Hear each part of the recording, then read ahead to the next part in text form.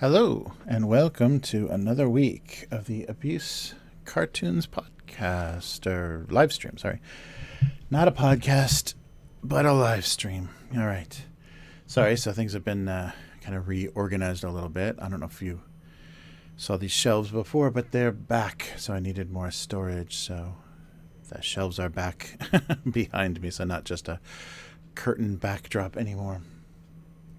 So those will get filled with stuff soon enough, but yeah, so I am here for another week of live streaming.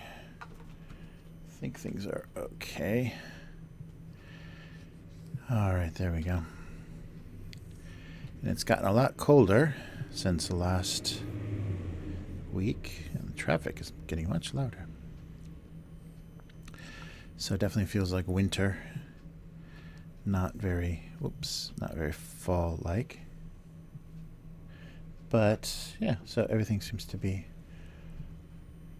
okay sound-wise. I guess I should actually check that, though. Make sure things are going out.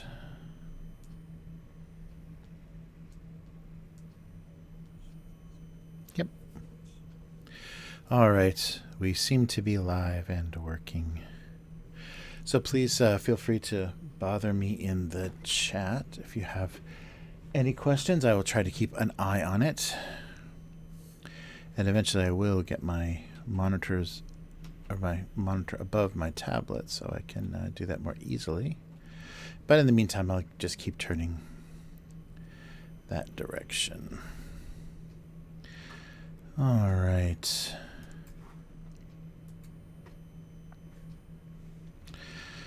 So, just warming up a little bit here.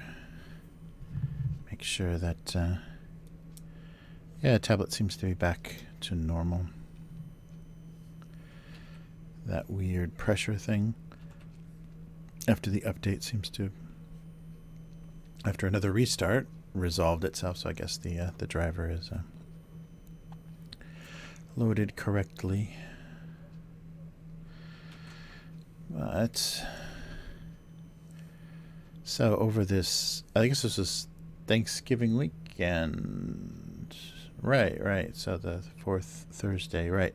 So in North America, or in the US, it was a Thanksgiving weekend. And Black Friday. They had Black Friday in Japan the weekend before because their Thanksgiving Labor Day is that weekend in November. And there was a ceremony for it. So it's a thanks for labor, because of like American Labor Day.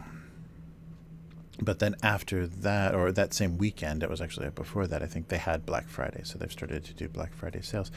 And now next week, so whatever the 6th or whatever it will be, whatever that the next Monday is, they will have Cyber Monday in Japan. So they don't quite get how all that stuff lines up, but they're having it because people like Western-themed sales, I suppose. Oh, sorry.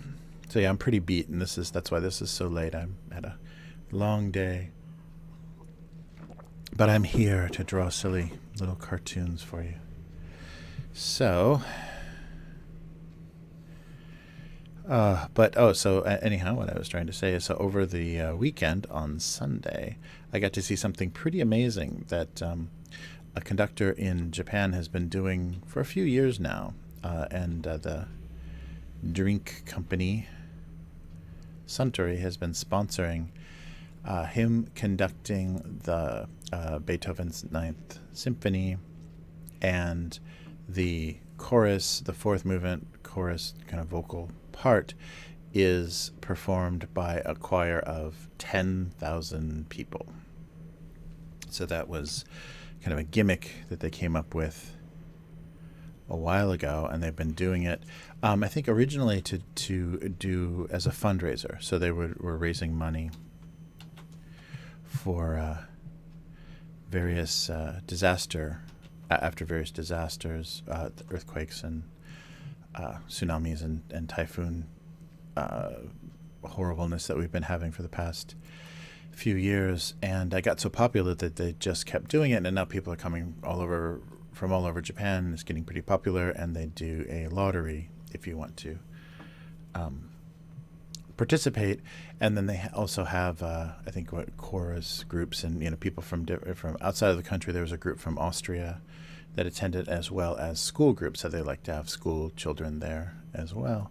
So my younger daughter and wife participated in that.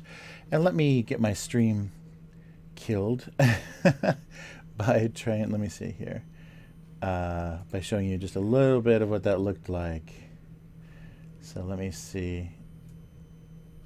Maybe if I just mute it, it won't get picked up on anything. Although I think people have well, maybe it is the TV network itself, but in previous years. Okay, let me see. Yeah, let me just sneak this over here. Okay, so here's the conductor. I'll mute it for now, and I just want to show you the scale of everything. So this is the Osaka Castle Dome, Osaka-jo Dome, where this is held, and I think it holds around 20,000 people. And so here's the orchestra. And so they're going to broadcast this on Japanese television on December 21st. So once that's there and there's a link to it, and actually I can put a link to this too, maybe in the text for this live stream, I'll put a link to it. So as you can see, only the stage with the orchestra is lit. And it's not actually really even a stage, it's just kind of like a little platform in the center.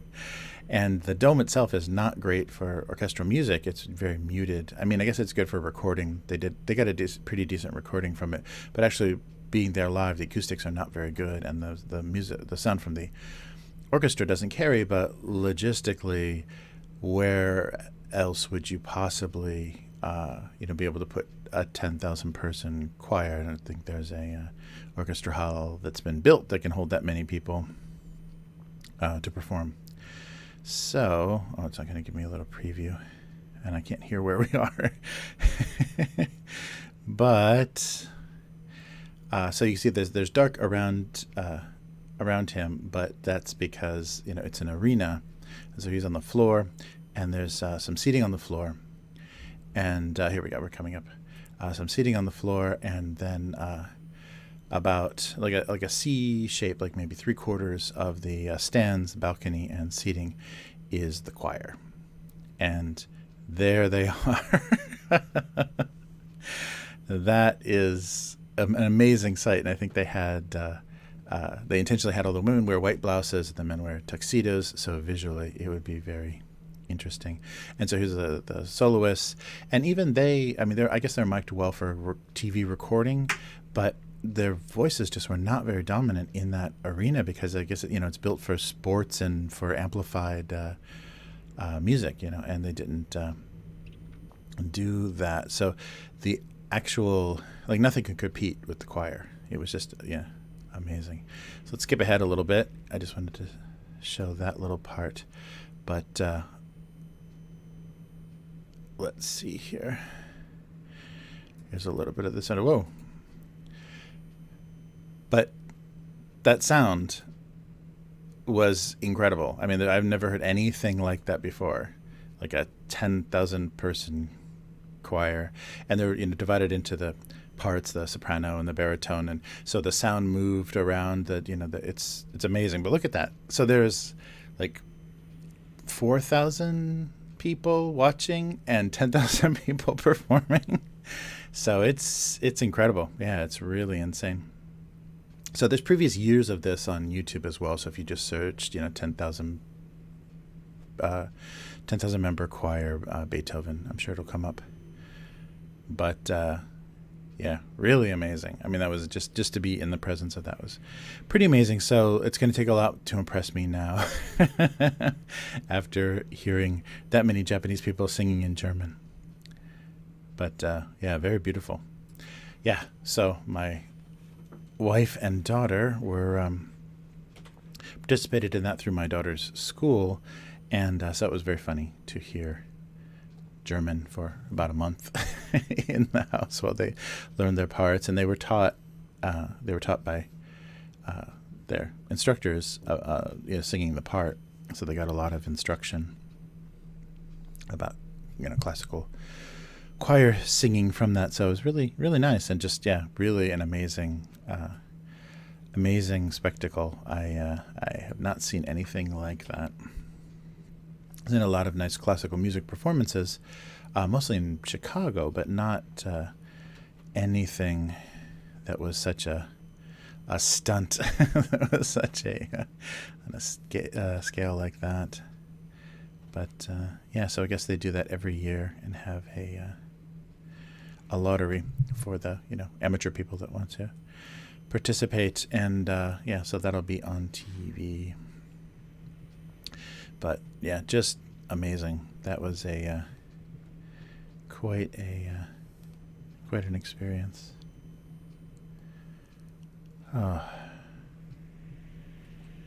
But so I thought I would share that, and it looks like I am still streaming, so I guess I didn't get kicked off for playing that. No, I'm still around. But I'll put a link to that. You could probably see in the stream, you could probably see the URL in the browser window, but I'll put a link to that if you want to watch that. And so it's just the fourth movement. That video is just the fourth movement and just showing the choir. But that is an amazing, I mean, not in a church, not in a concert hall, an orchestra hall, have I ever seen anything like that. It was just very amazing. And I guess, kind of meant for television, because they had two kind of computer-controlled crane cameras on cranes. That's why you get that kind of the sweeping. I don't know if you saw some of that, but you get the sweeping of the choir, and kind of very dramatic moving in and out. And so it was choreographed very well. Whoever stage directed the recording did a really nice job, because they cut between the different parts, and so you're seeing the different parts of the choir singing when it was their part, and the scale of it just like the camera just kept moving and moving and moving, and it was just endless people, just a field of singers. So pretty amazing. So that's what that is. And so if you search 10,000 People Choir on YouTube, I think people have uploaded, hopefully the TV company has uploaded the previous year's performance. Oh my. Oh, those are on the same level. But that was fun. That was a nice beginning to the winter holiday, because that was December 1st. So the theme song to Die Hard was well performed. So I watched that. It was on Hulu. I think I watched that after the concert. You realize that whole soundtrack, all the background music is just very like a kind of simplified, popified movie sound, movie scored version of Beethoven, with like little flourishes of Christmas and jingle bells and things in it. It's pretty funny. And you don't, and it's probably why people, because I think music affects us so much. So like, Star Wars or Indiana Jones, those John Williams scores, like really got people excited about movies that without those scores probably wouldn't have been as stirring and dramatic and epic. So I think Die Hard benefited from that too. But Die Hard benefited from ripping off Beethoven in that same way.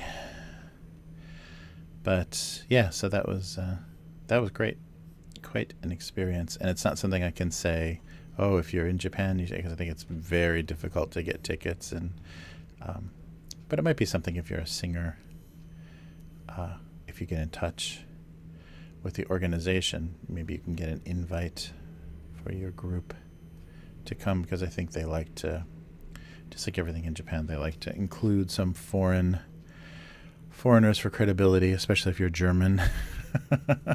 That will make their performance seem that much more credible. That's why they invited the Austrians. But I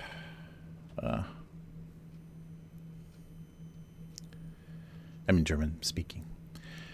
All right. So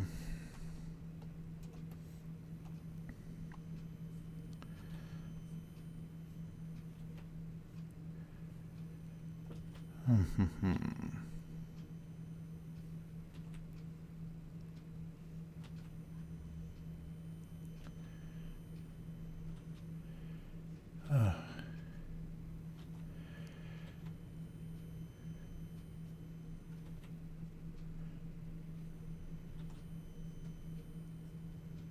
There we go.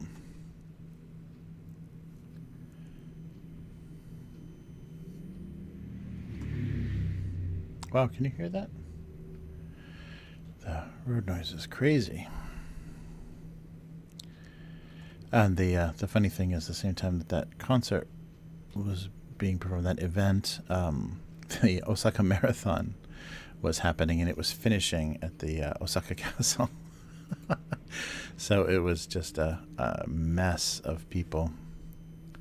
The 10,000 people going to sing, and then the people going to watch them, and then the people finishing their marathon. So it was quite a bunch of congestion. Sunday in Osaka.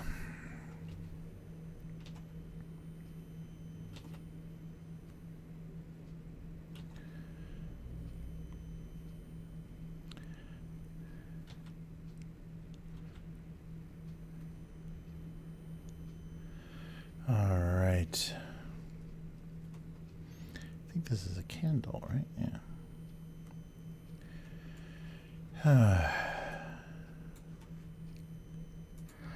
Already starting with the holiday stuff.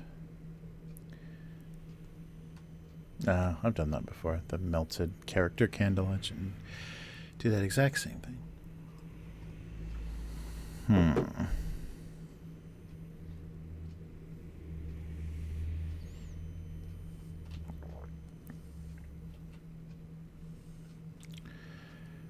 Let's see if we can get a better angle. That's kind of okay.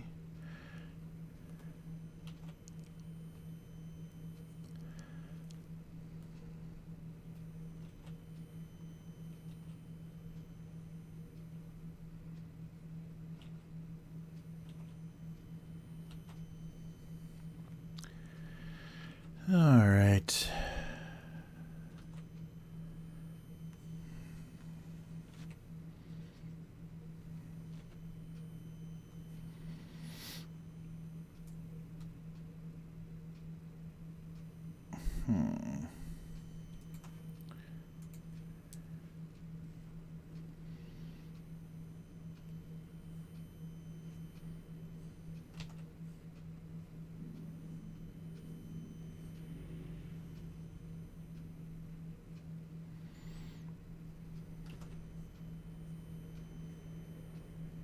I think I can actually do that with the shading and it'll look better. Whoops.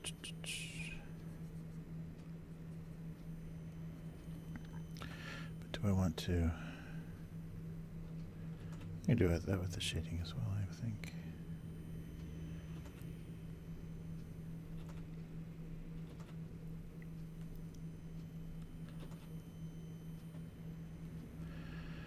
All right.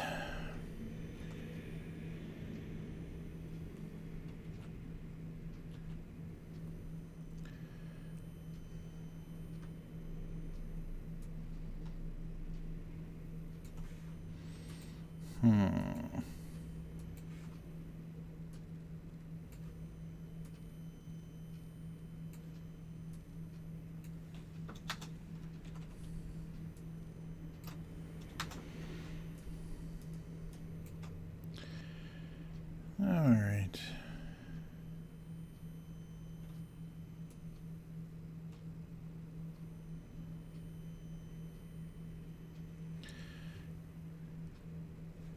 Maybe a match.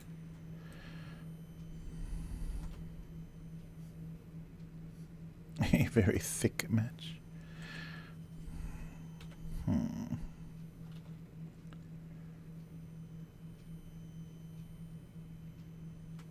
Yeah, something like that.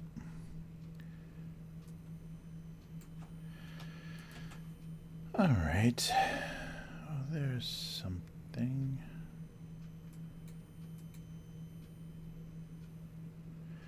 Yeah, so maybe these guys can go over here. Okay, let's try that again. There we go.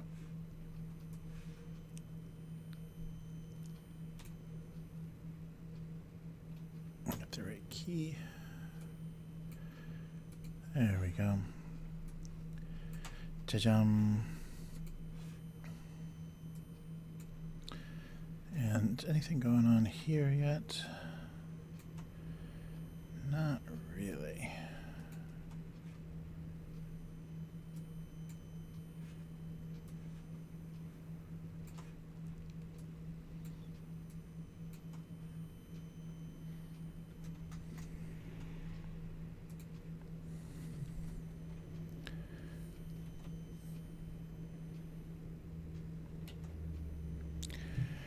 All right, let me just double check everything is going okay here. Bum, bum. Oh, sorry. There it is, my restreaming software.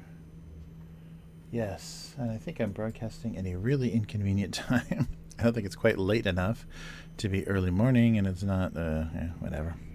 It's like 4 a.m., I think, in most places. That I would be...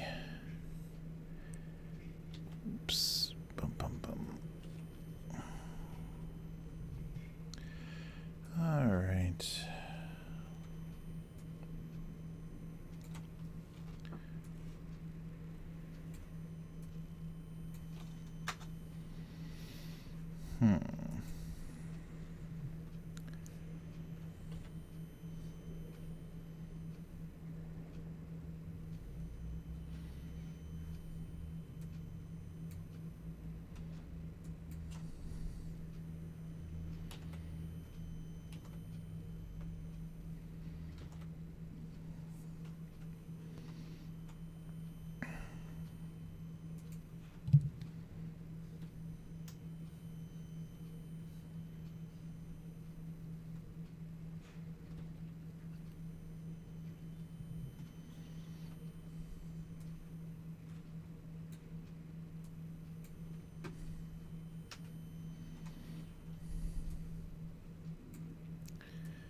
All right.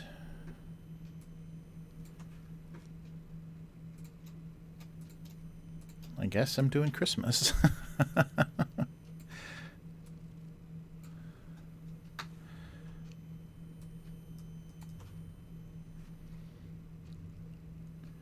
move all this stuff up.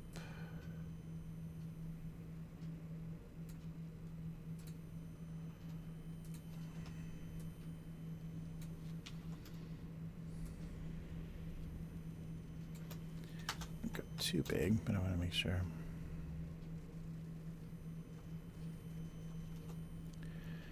All right, a couple more.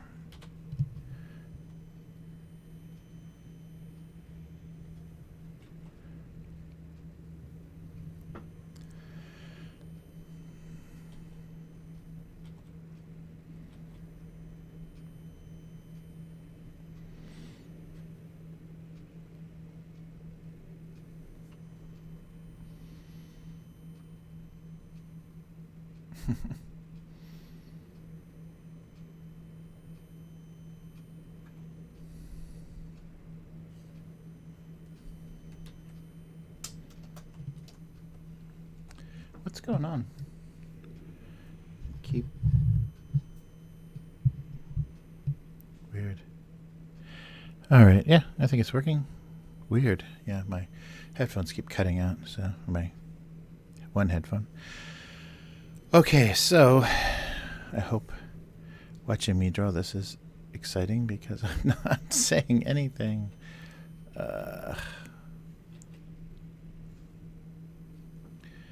All right.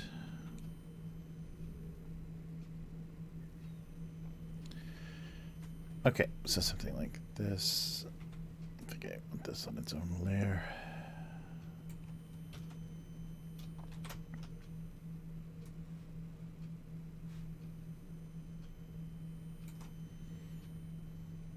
Okay, something like that. big mess in these guys.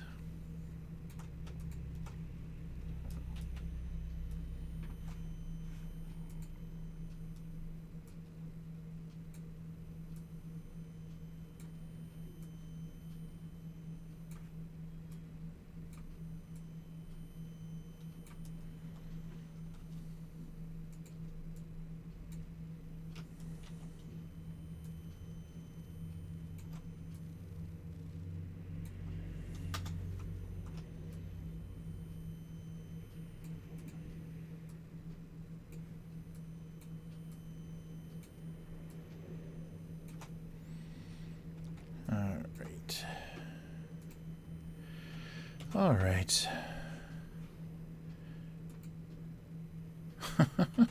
So a couple of odd Christmas jokes.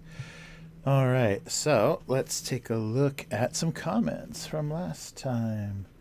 So there's over here, Infinite Me. All right, there we go. Oh, hello.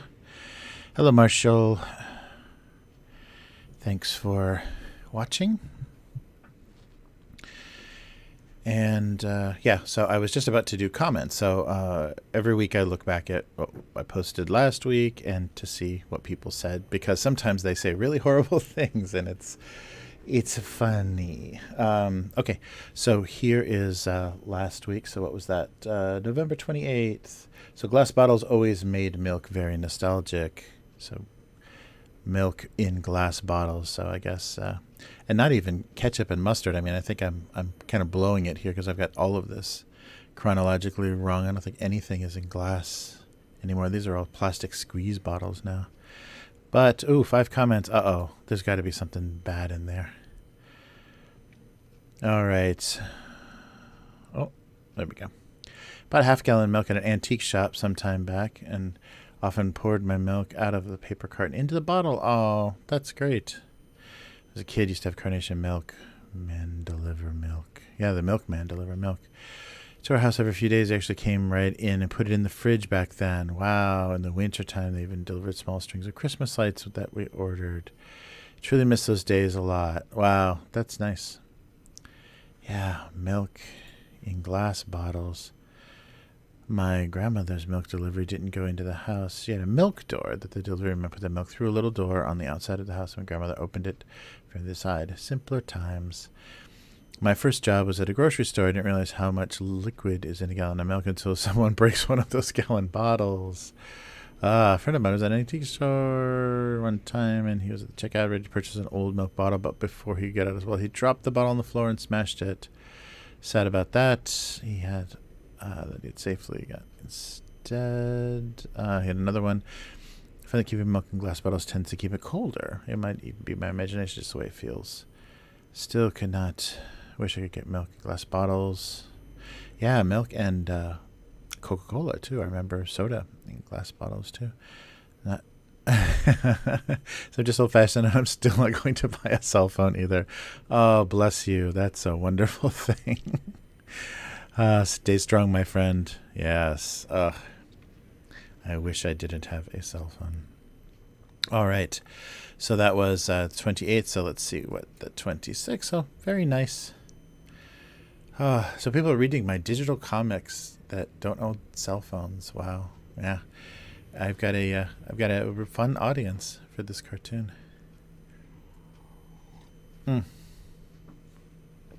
Okay. Sorry, my internet is a little slow. All right. So this was 26th. Coffee spent most of his time explaining why he wasn't juice.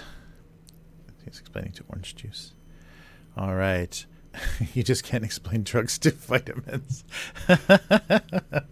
Oh, that's a good one. I wish I'm not logged in. I gotta get my my login going again. That's a good one. Am I? No, I'm not signed in. All right. All right, so this is the Go Comics website. So if you would like the archive of abuse cartoons, domestic abuse, as you can see here, gocomics.com/domestic abuse, and you get to my archive. And so these will be delivered into your inbox, and then, of course, you can go through the whole thing and like and tweet all sorts of things. So let's try random and go back into the past when people weren't quite as friendly and liked my stuff as much. I think it's mostly they were not members. These are like subscribers now that are reading it. So that changes. Okay, so 2015. It was either the condensation or their miserable relationship that made the coasters so clingy. All right, a couple of comments here. Sprinkle the coasters with salt, then they won't cling. It's an old bartender trick. Could have been the glue that was dropped on the table. Oh, wow. 5 years ago comments. We're still sweet back in 2015. I think it was the aughts where all the ugly comments are lighting. So thanks, Marshall, for watching. This is just the live stream of the cartoon, and now we're going back through the old comments of previous 2017, not that old either. Oh, look at the retro. They both waited around to become fashionably obsolete. I still have some VH tapes and cassettes. I still play mine. I'm trying to talk about technology, and everybody's saying it's not old-fashioned. They're not obsolete. Oh, here's an oldie, 2006. Once the seal of his lid was broken, the spaghetti sauce finally found he could relax. Funk, that little top that pops open. All right, here's another aught, 2009. He was feeling less like a uniting force, and more like a tired clip. Less like a uniting force and more like a tired clip. That could be written funnier. I like tired clip, but uniting force. Oh, here's a really old one, a real tiny one, definitely drawn with Sharpie. Her honey bear was proving to be more sticky than sweet. Oh, look at the little honey bear. Yeah, that's an old one. You can tell by the wonkiness of it. All right. Well, that'll have to do for the comments. And let's get back to some drawing in color. What we have here. Whoa, okay. There we go. Oh, yeah, these are some thick lines this week. Okay. So I want like a good cardboard color.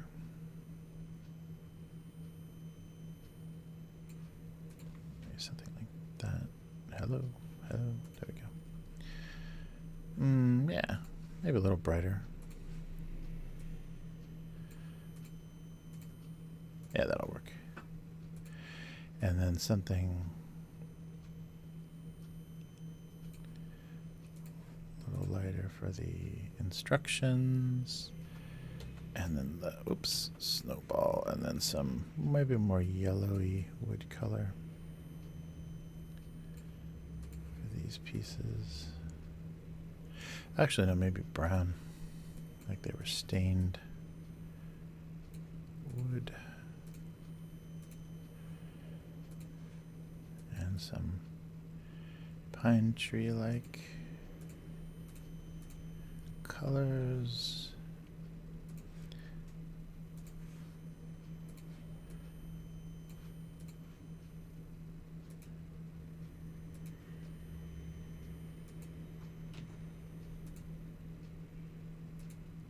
All right. Okay. Yeah, I think I got everything filled there.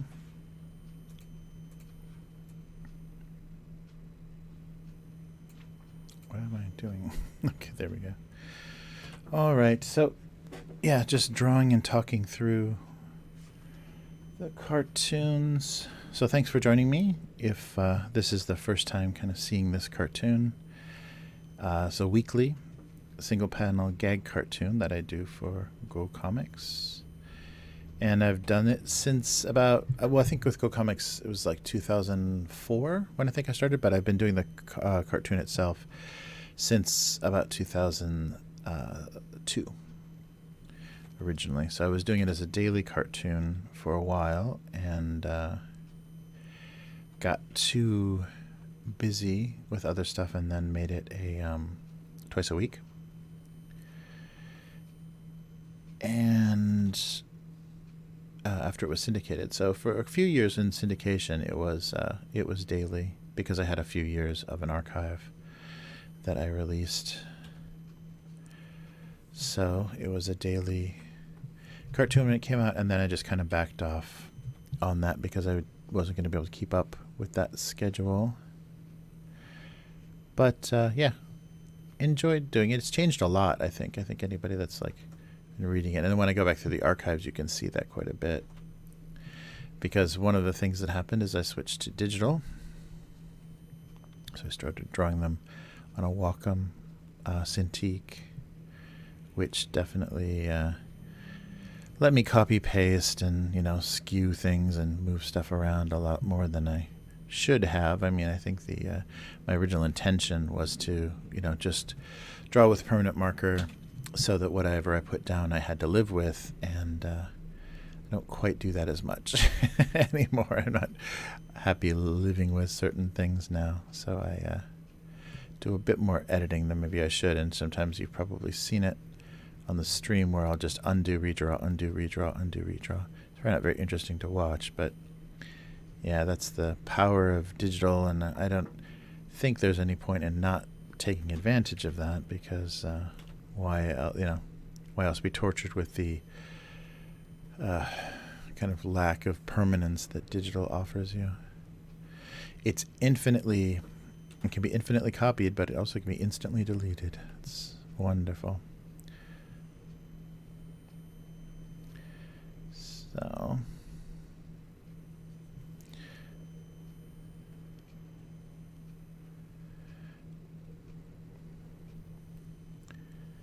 just trying to draw an odd, messy Christmas ornament.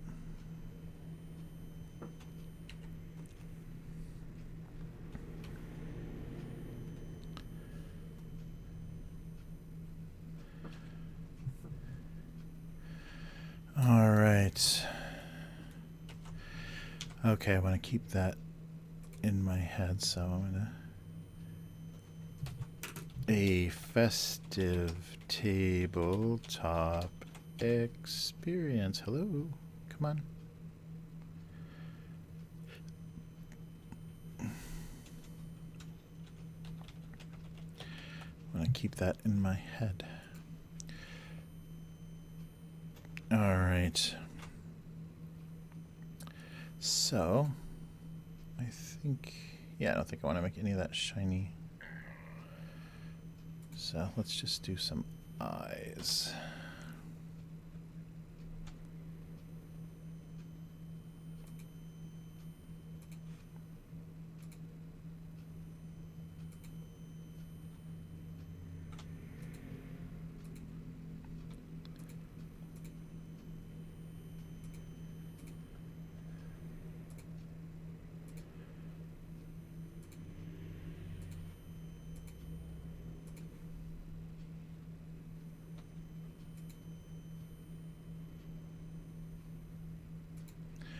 All right, there we go.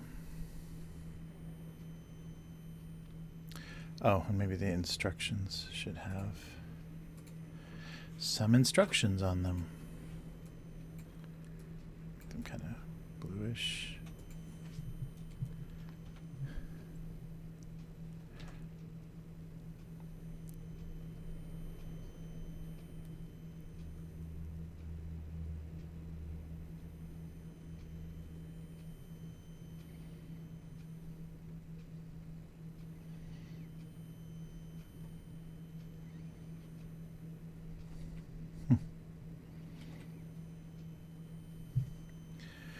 All right, just gonna fade this out.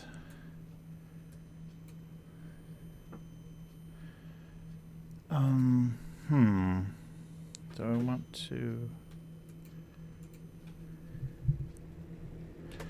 Yeah. Oh.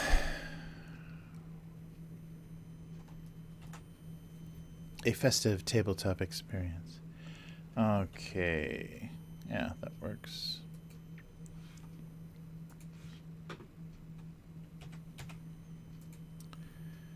All right.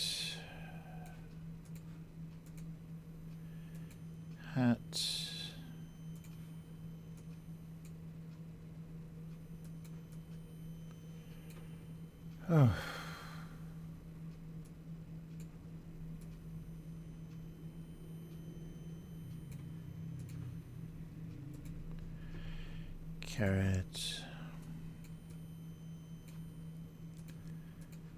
Christmas candle.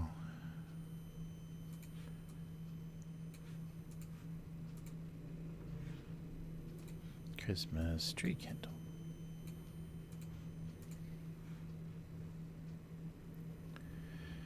And the match.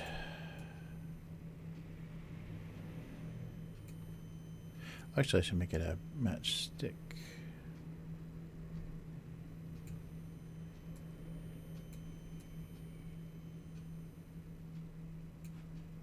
See how that looks. Kind of green.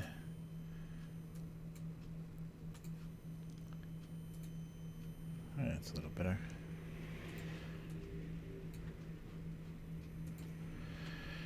All right. Oh, sorry. Oh.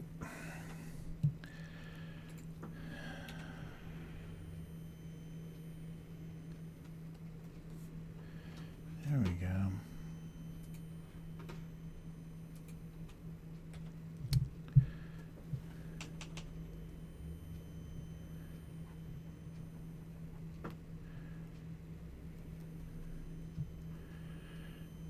All right.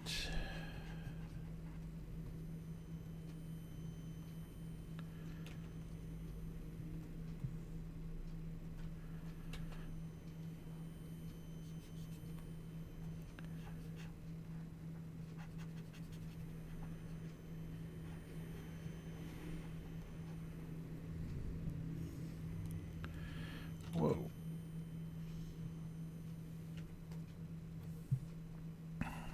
Let's see if I can get this right.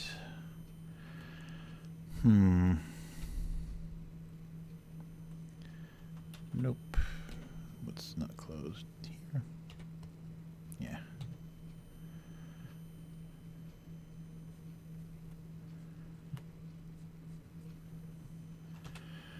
All right, let's see here.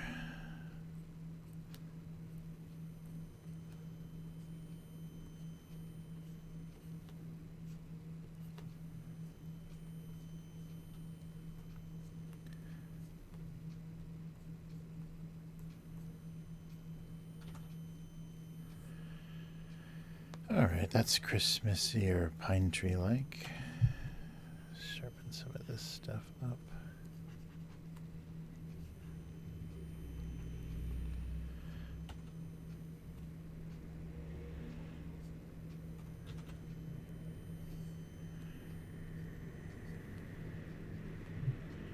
There we go.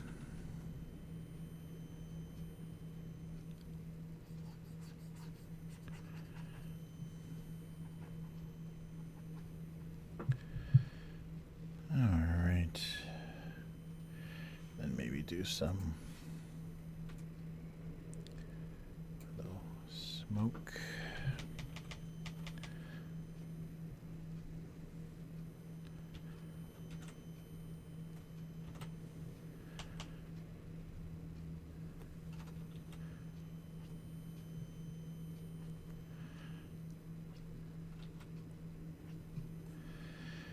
All right.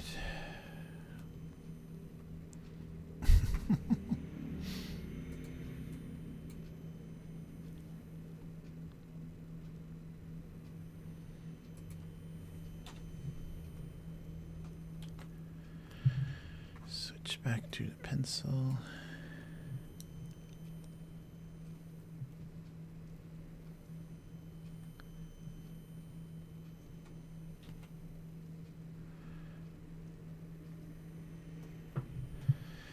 There we go.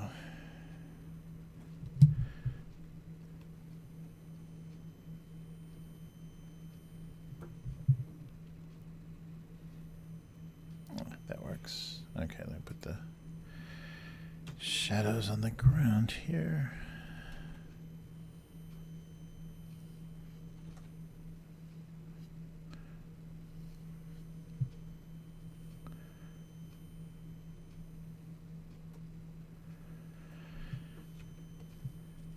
Whoa, what's going on? Not closed somewhere, huh?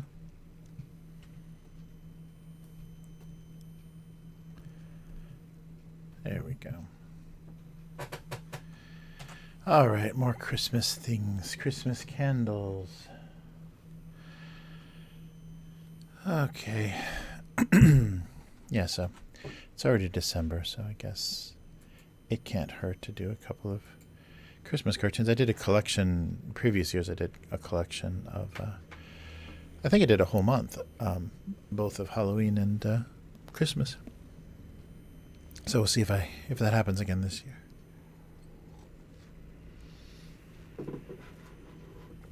Okay, so before we write, why don't we do some convenience store? Oh, sorry. Do some convenience store.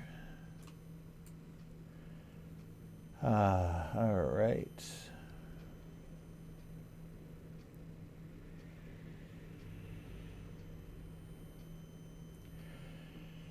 Okay. Oh. Okay, so let's switch over to the other section. Okay, so we're switching over again.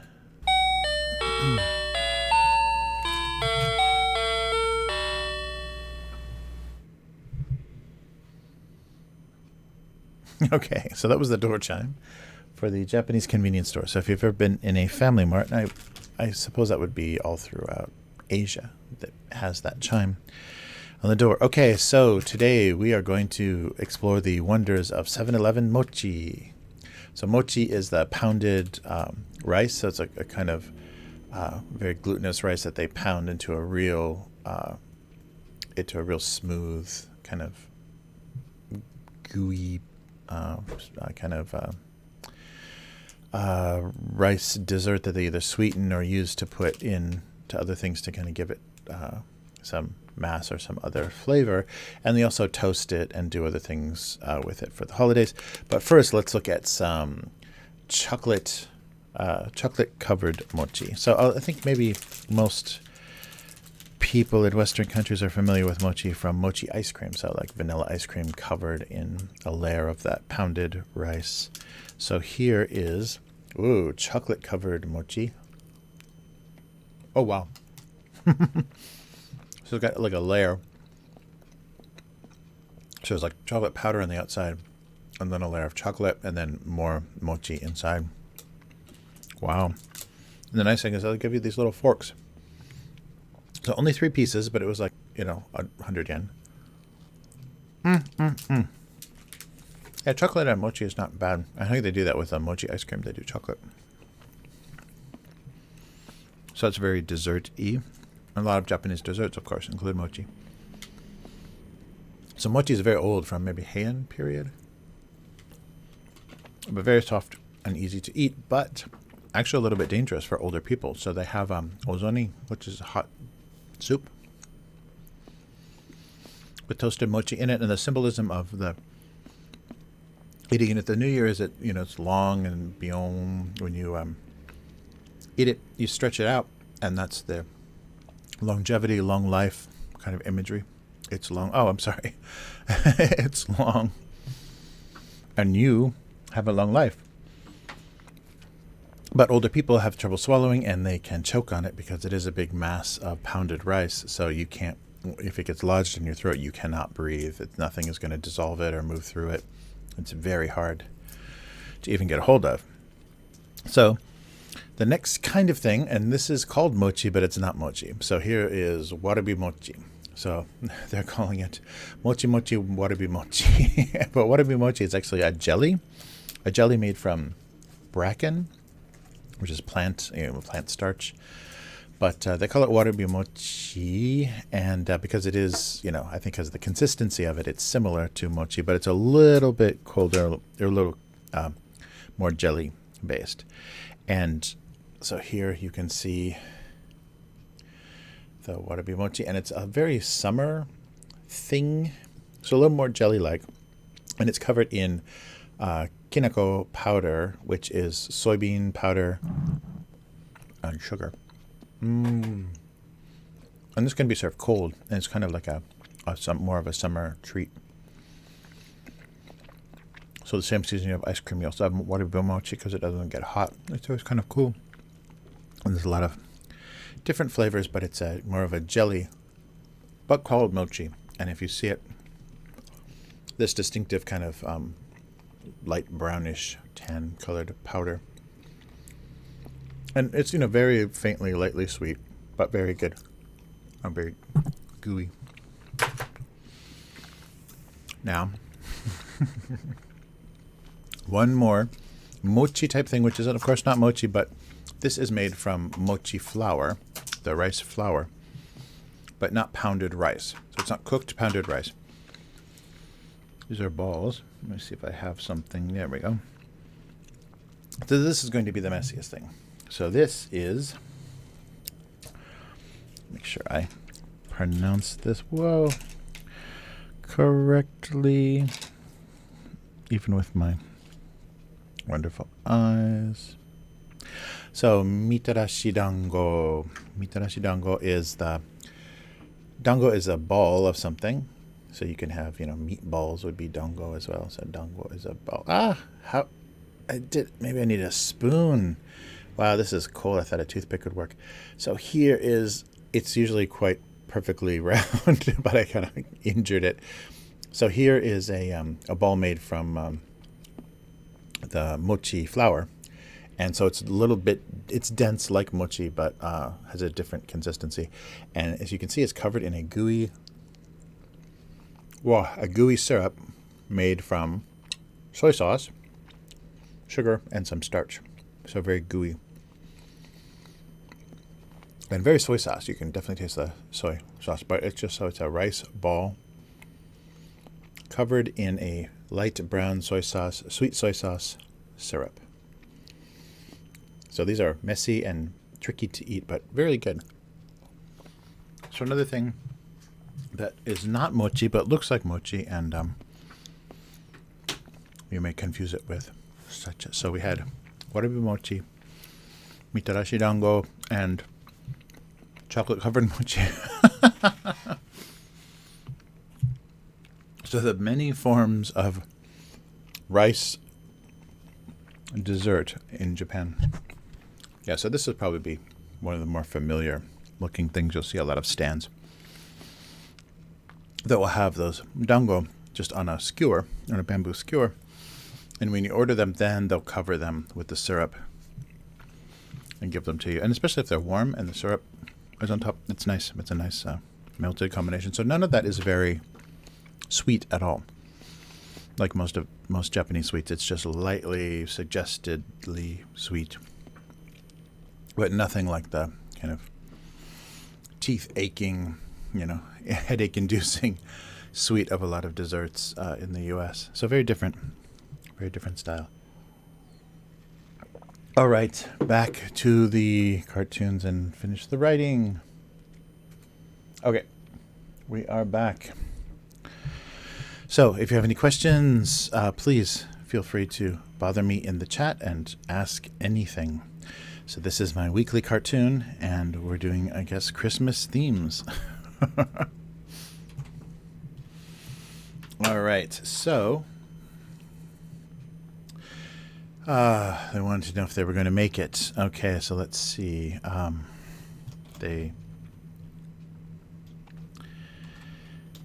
They worried.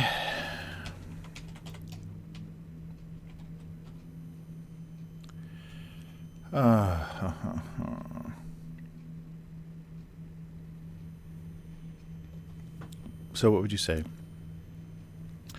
Melt, candles melt away.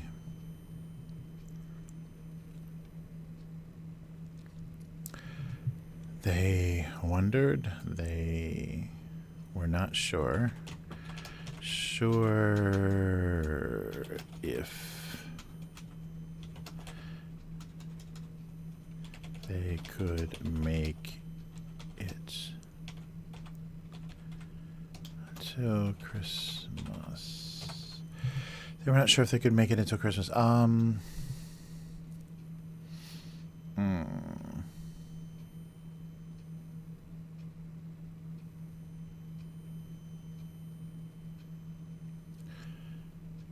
The more they were lit, the more they were lit, the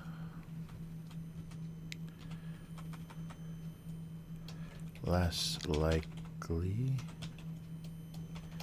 was that they would last until the holidays. The more they were lit, the less likely it was that they would last until the holidays.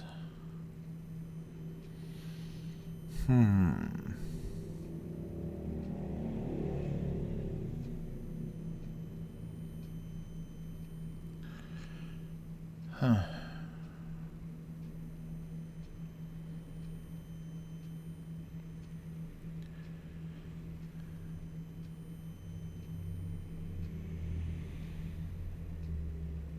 Oh, I didn't put eyes on these guys.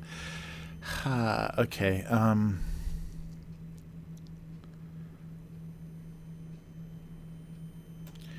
They wondered if they would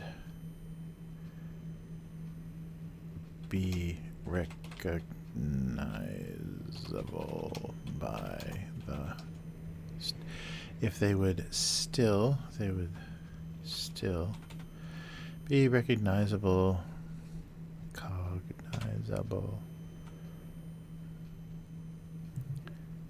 recognizable by the holidays.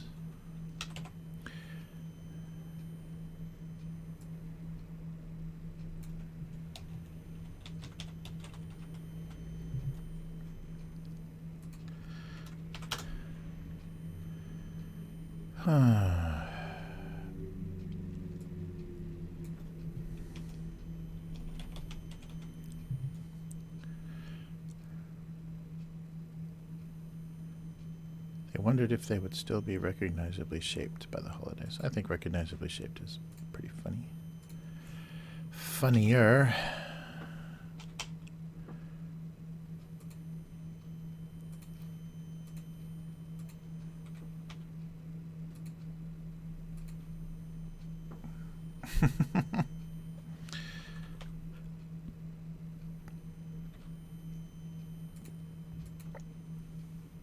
Okay.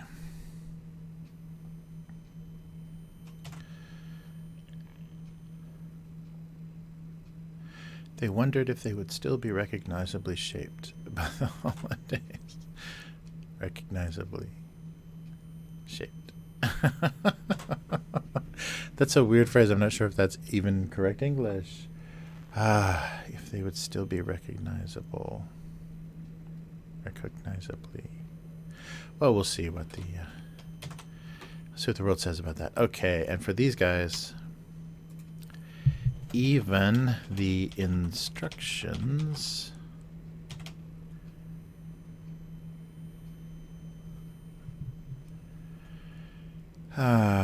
were unsure that they could create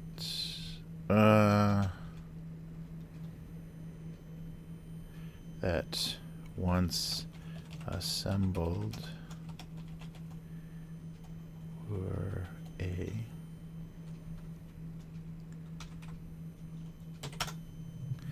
even the instructions were unsure that once assembled they would make a festive tabletop experience.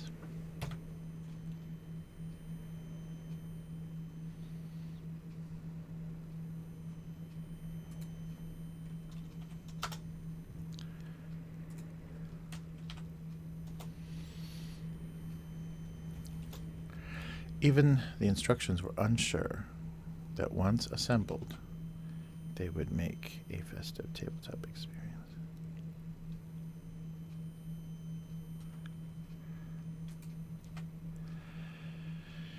Even the instructions were unsure that once assembled, they would make a festive tabletop experience. My writing this week is a little crazy. Okay, even the instructions were unsure that once assembled, they would make a festive tabletop experience.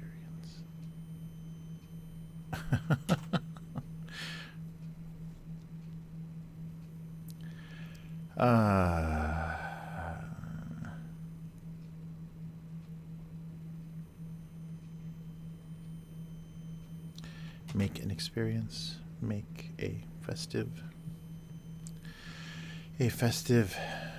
tabletop. Yeah, even the instructions were unsure that once assembled, they would make a festive tabletop experience. Maybe experience is not a great. Festive.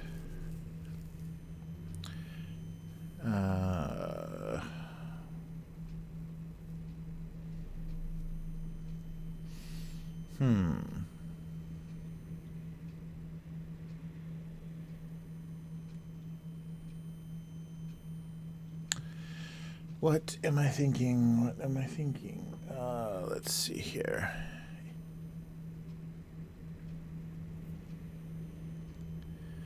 They would make a festive tabletop experience.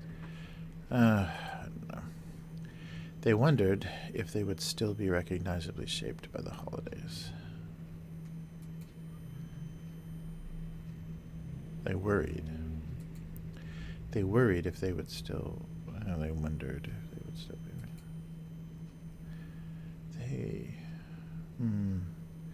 Even the instructions were unsure that once assembled, they would make a festive tabletop experience.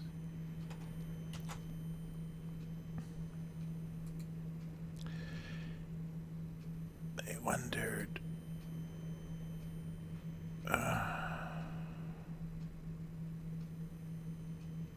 Okay, I think that'll be okay. A little bit odd. We'll see how understandable it is, but it's got some kind of funny phrasing to it. They wondered if they would still be recognizably shaped by the holidays. And even the instructions were unsure that once assembled, they would make a festive tabletop experience. Festive tabletop holiday. Festive experience. Yeah, I think that's odd enough. Oh boy. So, well, that's it for this week. So a little Christmas theming, and thanks for joining me, Marshall. Please stop by again and check the archives for the live stream if you want to see more of what this is all about. Just me rambling about things in Japan and drawing a cartoon and talking about it. Okay, so that's it for this week. So please visit abusecartoons.com for the website and the little shop to order books or other things.